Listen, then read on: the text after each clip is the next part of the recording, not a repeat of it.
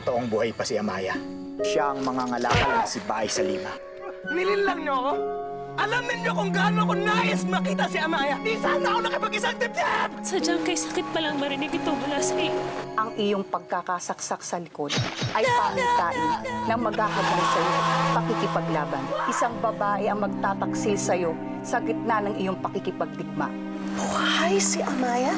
Hindi si Angaway o si Amaya ang magwawagi sa digmaan ito, kundi tayo. May ibibigay lang sa amin ang aming pagkakataon. Ba't ikaw ang totoo ngayon? Mahal na mahal ko siya. Bagani hindi ko na naising piitin ka sa ating pagsasama. Kayong buhay pa ang babaeng lubos mong tinatanggi. Nahihiwagaan ako kung sino ang babaeng yun. Bakit niya ako pagtataksilan? Ako ay may nabuong hakbangin upang magapi natin ang dalawang panig ng hindi nila namamalayan. Binayan, hindi ko itatanggi ang naramdaman kong panghihinayang ng lalaman kung buhay pa si Amaya. Totoo, siya ang iniibig ko. Ngunit Binayan, hindi yun sapat na dahilan upang talikuran ko ang aking pangako sa'yo na pangalagaan ka. Binayan, ikaw ang aking asawa. At nais kong manatiling ganun.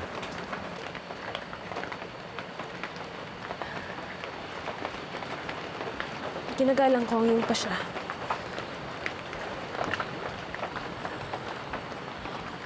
Kung sakaling makita mong muli si Amaya at magbago ang iyong isip, huwag kang mag-atubili na ako ay hiwalayan. Binayan. Pagkat ika'y aking pagbibigyan. Hindi ko nais na makasira sa totoong pagmamahalan.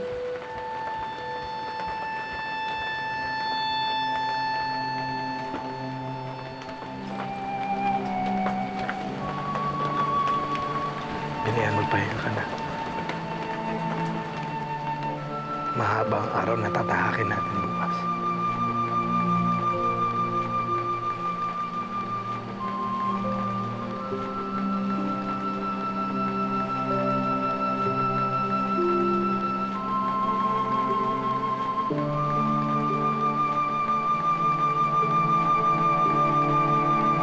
Nauunawaan niyo ba? Nauunawaan niyo ba ang aking mga tinuran? Mahalaga ang gagampanan ng bawat isa sa inyo upang tayo ay magtagumpay. Sa tingin niyo ba'y mainam na hakbangin ang ating isasagawa diyan? Mainam man o hindi, ito lamang ang ating magagawa upang malupig natin ang dalawang pangkat na magbabanggaan sa himagsikan. Ngunit Dian, hindi ko maiwasan na ako'y mag-alinlangan pagkat napakalaking kaparusahan ang naghihintay kapag tayo ay nabigo. Sila'y walang tunay na nakatitiyak sa lahat ng bagay. Ang kailangan lamang natin ngayon ay magbakasakali. Makipagsapalaran upang ating mabatid kung ano talaga ang naghihintay sa atin. At kung sakali mang tayo'y mabigo, hindi kayo ang papasa ng parusa, kundi ako lamang. Kaya tulungan niyo ako, sapagkat ito lamang ang ating tanging pagkakataon upang tayo naman ang mamuno sa buwan na ito. Ang babala hinggil sa babaeng magtataksil kay Amaya ay hindi nawawala simula't pa ito yung kanyang unang napanaginipan.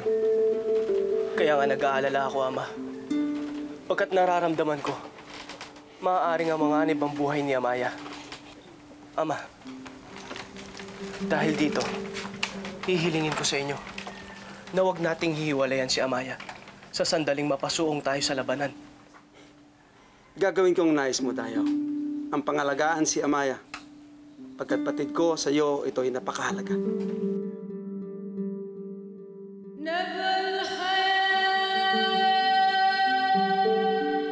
Banal na Laon, pinapaubaya ko na sa iyo ang aming paglusob. Ano man ang mangyari, masama man o mabuti, mangyayari pa rin ang iyong ninanais. Iadya mo ko sa kapahamakan Naway malagpasan ko ang babaeng hahadlang sa aking mga ninanais. Nawa ay maligtasan ko ang babaeng ito na sinasabing magtataksil sa akin.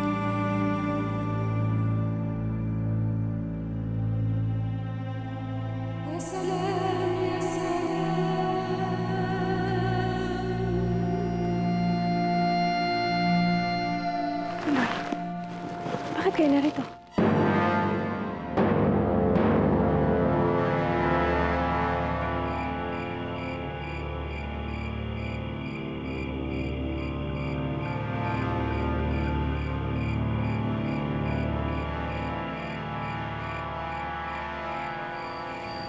Tama ang iyong mga isinad, Apong.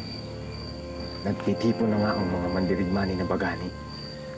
Kung gayon, anong ating susunod na gagawin?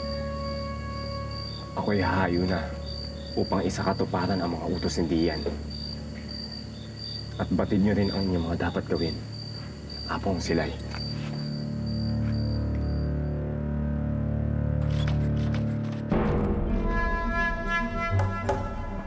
Tayo na, Apong.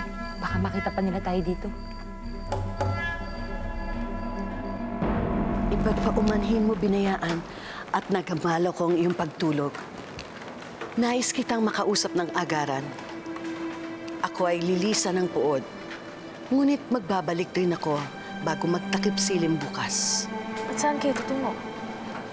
Magtutungo ako sa kabilang pulo at mamimili ng mga kagamitang pambahay. Kung gayon ay kasihan nawa kayo ng diwata sa inyong paglalakbay. Salamat, aking anak. Magpapaalam na ako. Maalala ko nga pala, Binayaan.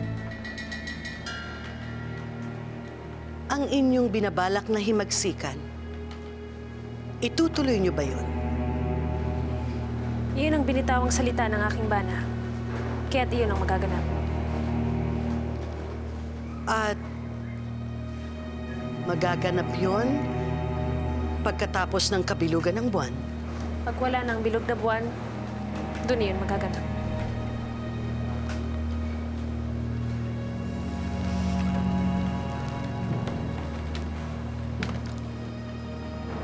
Ako'y natatakot sa maaaring mangyari sa inyo ni Bagani. Ngunit hangad ko ang inyong tagumpay. Maaari ka nang pumasok sa iyong silid. Maayong gabi.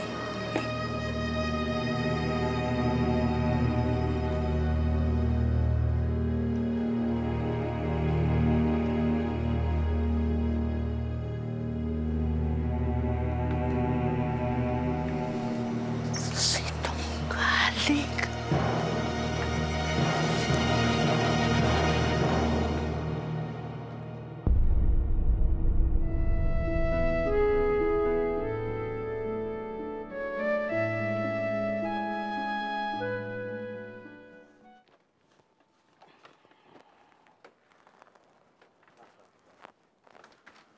Bagani?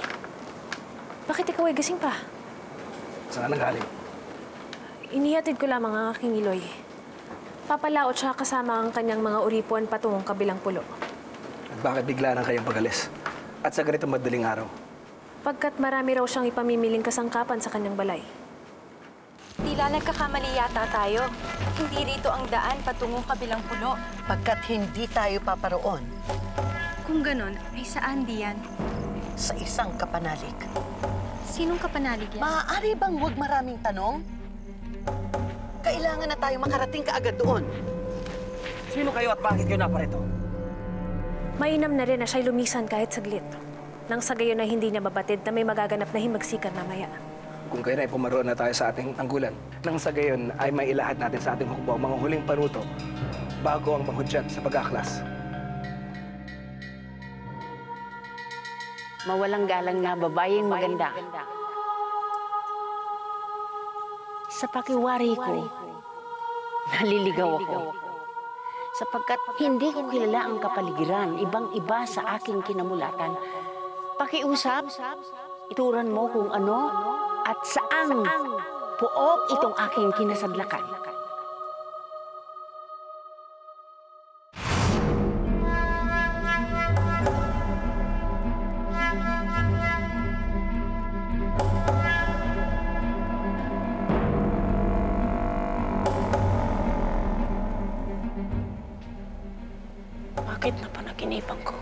babaeng may kambal-ahas. Bakit buhay na buhay pa siya? Anong masamang pangyayari ang ipinahihiwatig nito?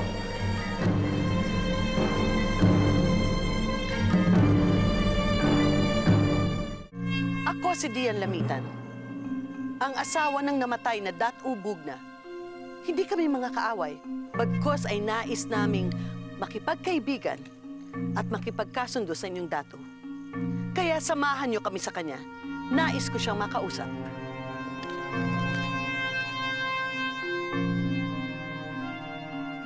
Ilang sandali na lamang ay tayo bababa na sa bundok upang sumakay sa ating karakowa. At mula roon, maglalakbay tayo patungo sa puod na nanakaw sa aming banwa. At kung saan naghahari din ang isang raha na mapaniil at sukab. Babaunin ko ang alaala na inyong mga muka at kasama roon ang aking panalangin. Naway makarating tayo ng ligtas muli dito sa ating puod. At nagdidiwang sapagkat tayo nagtagumpay sa ating pananalakay. Naga kamatayan! Naga kamatayan! Naga kamatayan! Naga kamatayan! Naga kamatayan! Dumating na ang takdang panahon upang ating hatulan ang isang walang saysay na raha. Isang pinunong nakamit ang kanyang kapangyarihan sa pamamagitan ng pagtataksil sa hudyat ng pagbilog ng buwan. Hahatulan nating lahat ang huwad na raha at ang kanyang hatol! Mabilis na kamatayan! Naga! Kamatayan! Naga! Kamatayan! Ang araw ay malapit na ang lumitaw mula sa ulap patungo sa ating bundok. Panahon na upang ang mga lumad at ang babaeng may batok ay umahon at magkaklas! Naga kamatayan! Naga kamatayan! Naga kamatayan! Naga kamatayan! Naga kamatayan!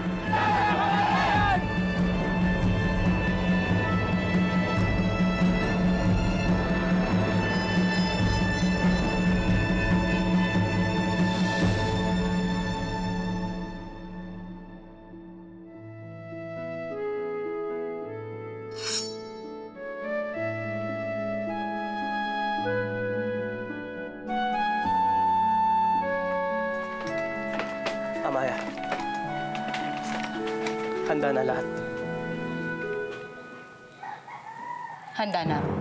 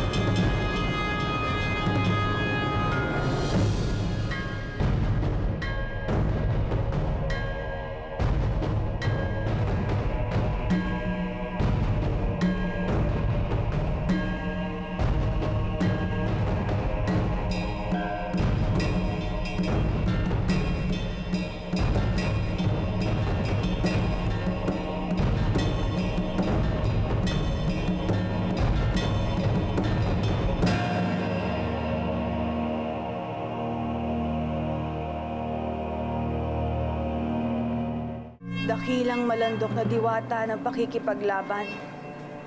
Tanggapin niyo ang aming alay. Kasiyahan niyo nawa ang aming puod.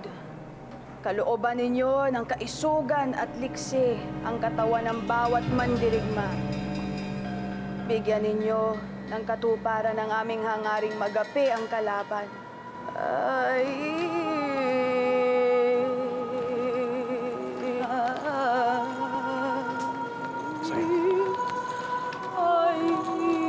Sinamaya, paano na ang kanyang hukbo?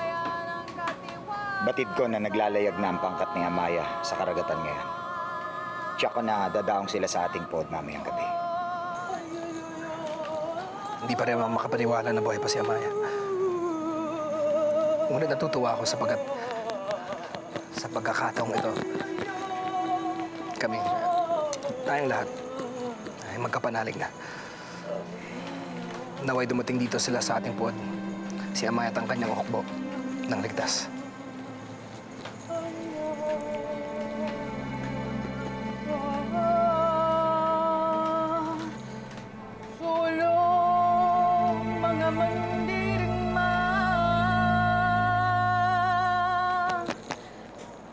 Gabayang kayo ng ating lawan at lahat ng iwata.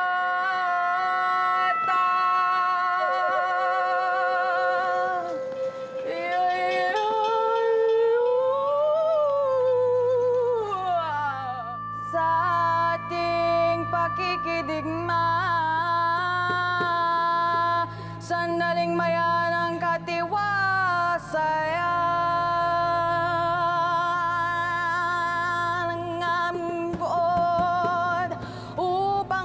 Sanang manibagong yugto ng pamumuno.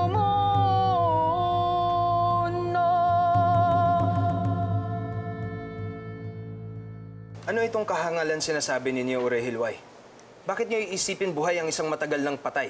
Sapagkat napanaginipan ko si Amaya ang away at ang panaginip ng isang babaylan ay laging may hatid na pahiwatig. At sa aking kutob, ang babaeng may kambal-ahas ay buhay at hindi totoong ito ay napaslang.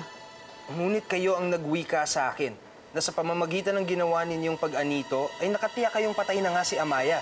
Ngayon, babawiin mo to? Hindi ang away, hindi ko binabawi ito. Totoo na nang pag-anito ko nakita ko ang istila mistulang bangkay ni Amaya at wala na roon ang kanyang dungan. Subalit ngayon, sa hindi ko kayang maipaliwanag na dahilan, ay nakita kong siya ay buhay na buhay at ako'y labis na nababahala.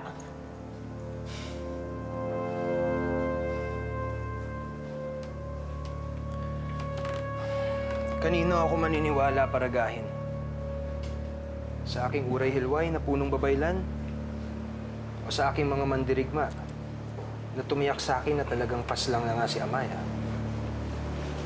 Kapunoy, ang inyong uray ay matanda na.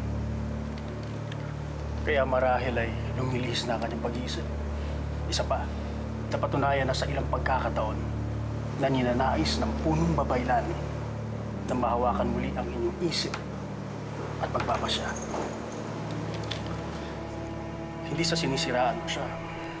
Ngunit, di kaya ito'y kanyang gawa-gawa lamang upang kayo'y muling masakot.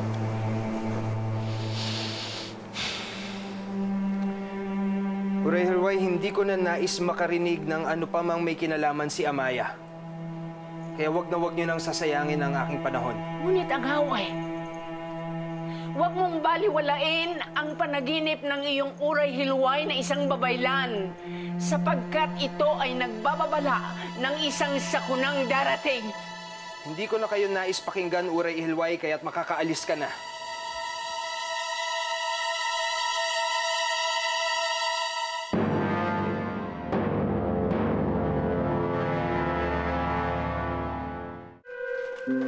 Malipayang adlaw, Datu Pulahan.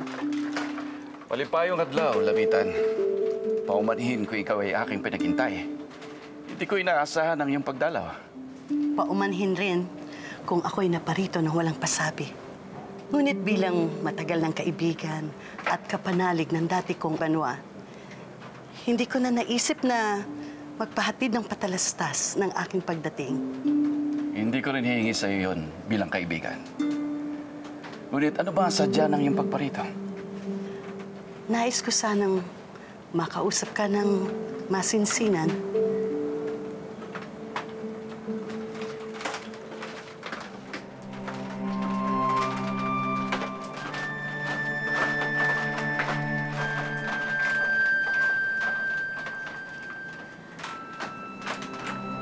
Hindi na ako magpapaligoy-ligoy pa, Dato. Kailangan ko ng iyong tulong. at ng iyong mga mandirigma. Sapagkat may mangyayaring himagsikan laban kay Raha ang away, mamayang kabilugan ng buwan. Mahusay ang pagkakagawa ninyo sa mga sisidlang ito. Tiyak akong matutuwa ang Rahang tanggapin ito bilang aking handog sa kanya. Dagang salamat, Ginoo. Nakabuti na kami ay tinagawa mo ng mga sisidlang ito. Pagkat tunay nga na pinamamatyagan kami ni Raha. Pinamamatyagan kayo? Pagkatapos tayong mahuli ng Raha na nagpupulong, kami ay hindi na tinigilan ng isa niyang sandig. Walang araw ng sandig na ito ay hindi na parito upang kami ay pagmasdan, kung kaya't sinigap namin na hindi niya kami paghinalaan.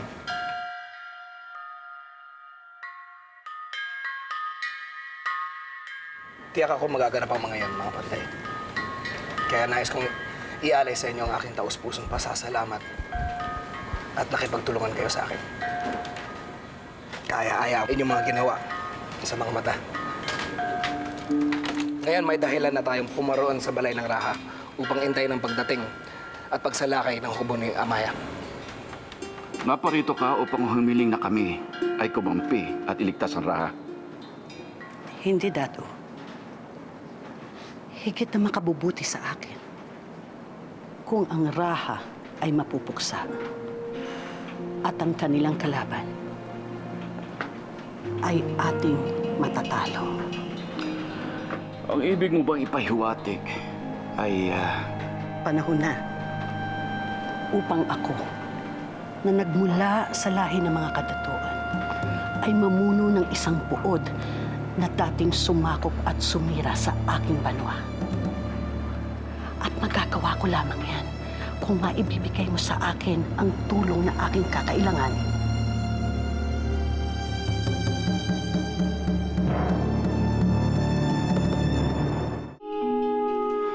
Hindi madali ang hinihingi mo, Lamitan.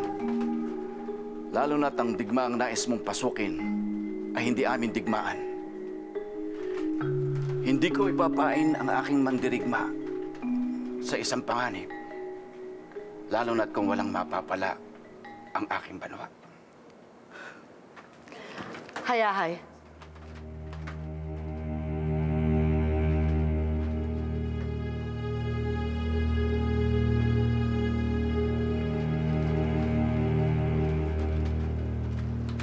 Narito ang isang baul ng mga bulawan na aking pangtinipon sa pulpa noon. Ipinagkakaloob ko ito sa iyong banwa. At liban rito, sa sandaling makamit ko ang pamumuno sa puod na aking minimithi, ang iyong banwa ang unang makikinabang sapagkat tayo ay may kaibigan. Kaya't hindi totoo na wala kang mapapala. Malaki ang iyong pakinabang, Dato. Ipinangangako ko yan sa'yo.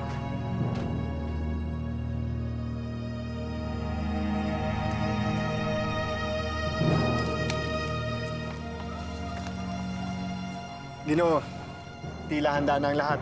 Sila Amaya na lang ating hinihintay. Ganun nga. Bano, nais kong gumawa kayo ng paraan upang makausap si Bayang. Nais kong mabatid ng aking Iloy ang mga naganap. Ipapaalam din ba namin sa kanya na si Amaya ay buhay pa at siya'y kapanalig natin ngayon? Batid kong kinamumuhian ng aking Iloy si Amaya. Higit na mainam kong ipagpaliban niyo muna ang pagpangit nito sa kanya. Sapat nang malaman niyang handa na tayo. Susunod, Ginoo. Inabanong. Sugil, ikaw ang mamumuno sa ating mga mandirigmang nakaantabay malapit sa balay ng Raha. Habang kami naman iparatawag ang magbibigay ng handog sa kanya. Masusunod, Ginoo.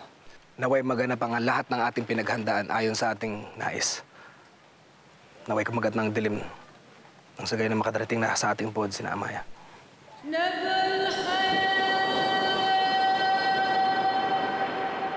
Ilang sandali na lang ang hintay natin at kakagat ng dilim. Kaunting panahon na lang at makakarating na tayo sa puod. Kinakabahan ka ba? Hindi ka ba, Dayaw? Kung hindi pagkasabik.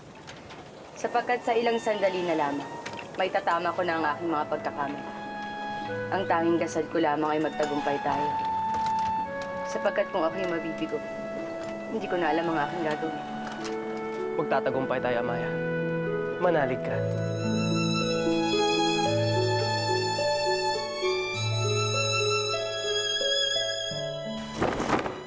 Isang piging ang ihahandog ni Lamitan mamayang gabi. Wala akong tiwala sa babaeng yun. Wala akong nakikitang masama sa kanyang alok. Siya'y pinasalamatan ko pa pagkat may ginagawa siya upang malapit ako sa mga dato ng ibang banwa. Hindi tulad mo na hanggang ngayon ay hindi ko pa rin napapakinabangan. Agad siyang nakipagsabwatan sa datong aming dinalaw kanina upang gawin ang lahat ng kanyang mga binabalak. Hindi kayo iinom ng pangasi na idudulot ko sa piging. Salamat sa babala. Masusunod. Pumaroon agad tayo kay Nabagani upang ipabatid sa kanyang ginagawang hakbang ng aking Iloy. At bakit kayo nagmamadali? Saan kayo paparoon? Buhay ang babaeng may kambal ahas. At ang pagpapakita niya sa akin sa panaginip ay nangangahulugan ng malubhang pangyayari sa aking apo at sa ating buong pod. Sa isang banda, hindi ba't makakabuti ang pagkakaroon ng piging upang hindi mamalaya ng raha ang ating binabalak? Naisip ko lamang ang ibang mga tao. Maaari silang masaktan. Ngunit huli na ang lahat upang baguhin pa natin ang ating mga hakbang. Dahil paparating na ang hukbo ni Amaya.